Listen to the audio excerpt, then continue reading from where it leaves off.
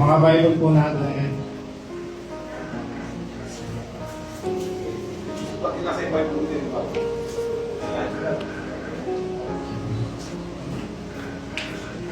Saan po natin ang ating mga Biblia sa 1 Corinthians chapter 1 verse number 1.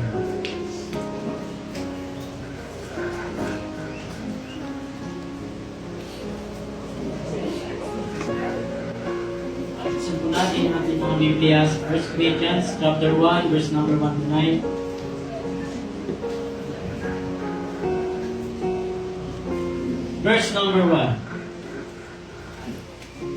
Paul, called to be an apostle of Jesus Christ through the will of God, and Sosthenes our brother. Verse number 2. Unto the church of God which is in Corinth, to them that are sanctified in Christ Jesus, called to be saints, in all that in every place call upon the name of Jesus Christ our Lord, both theirs and ours. Verse number 3. Grace be unto you, and peace from God our Father, and from the Lord Jesus Christ. Verse number 4. I thank my God always on your behalf for the grace of God which is given you by Jesus Christ. Verse number 5. That in everything ye are enriched by Him in all utterance and in all knowledge. Verse number 6. Even as the testimony of Christ was confirmed in you. Verse number 7. So that ye come behind in no gift, waiting for the coming of our Lord Jesus Christ. Verse number 8. Who shall also confirm you unto the end, that you may be blameless in the day of our Lord Jesus Christ. Last verse, sabay-sabay po tayo.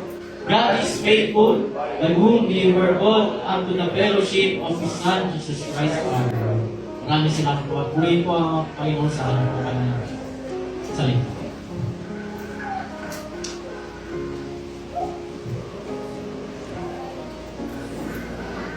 Amen po. Ngayon naman po, dumago naman po tayo sa ating Preach to the Bible. Yung mga hawak po natin yung Biblia, itaas po natin at sabay-sabay po natin banggitin.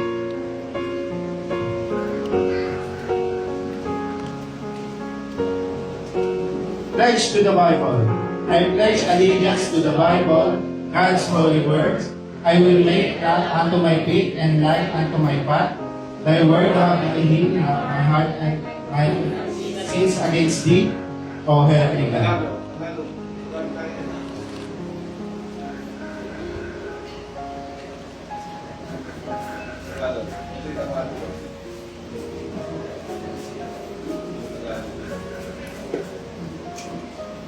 Sado din na yan, di ba? Okay.